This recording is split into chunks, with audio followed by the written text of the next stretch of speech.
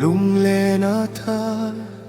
isam mul liam nu po hin kat thin lung a I cham dan reng lung ngai pui ni le van đuôi ni phau hin he ka hang ngai na hi chu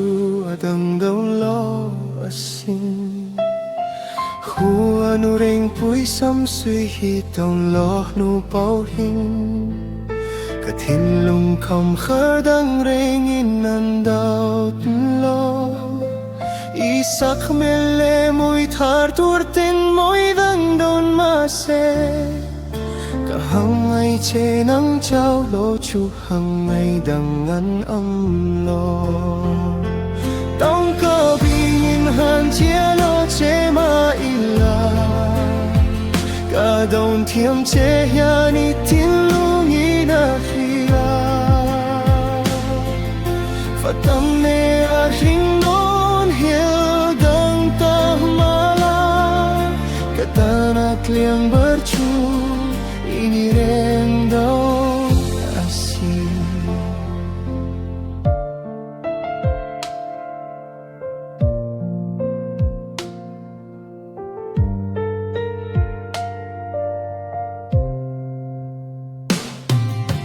kung sang tam pau liam in khualo dang mase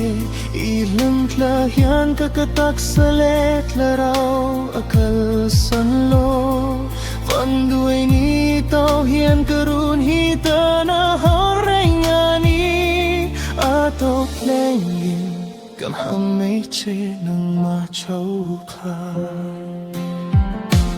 tong ka bingen han cielo che ma ila ka dong thiam che hiani tin lung i na tria fatam ne a ring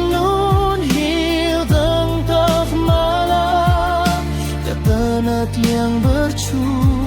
ini renggang asin kang kabingen han cielo che mahila